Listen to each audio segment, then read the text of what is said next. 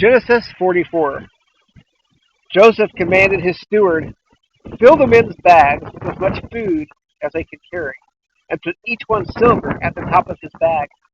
Put my cup, the silver one, at the top of the youngest one's bag, along with the silver for his grain."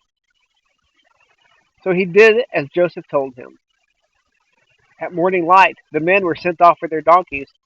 They had not gone very far from the city when Joseph said to his steward, "Get up, pursue the men, and when you overtake them, say to them, 'Why have you repaid evil for good?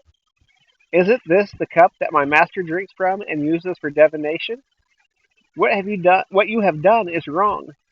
When he overtook them, he said these words to them. They said to him, "Why does my lord say these things? Your servants could not possibly do such a thing. We even brought back to you from the land of Canaan the silver we found at the top of our bags.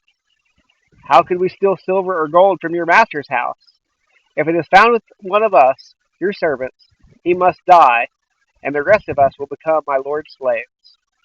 The steward replied, "What you have said is right, but only the one who is found to have it will be my slave, and the rest of you will be blameless."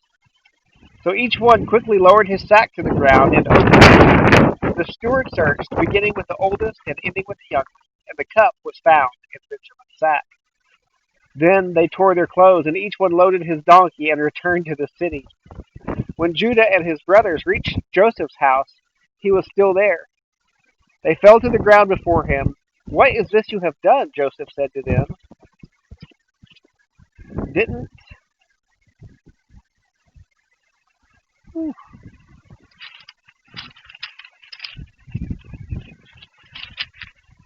you know that a man like me could uncover the truth by divination? "What can we say to my lord?" Judah replied. "How can we plead? How can we justify ourselves? God has exposed your servant's iniquity.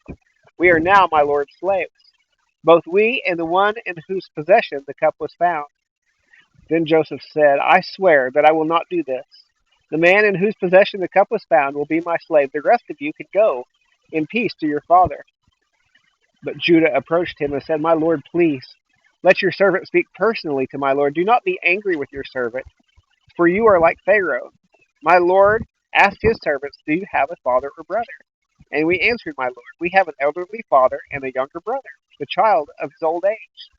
The boy's brother is dead. He is the only one of his mother's sons left, and his father loves him. Then you said to your servants, 'Bring him to me so that I can see him.' But we said to my lord, 'The boy cannot leave his father. If he were to leave, his father would die.'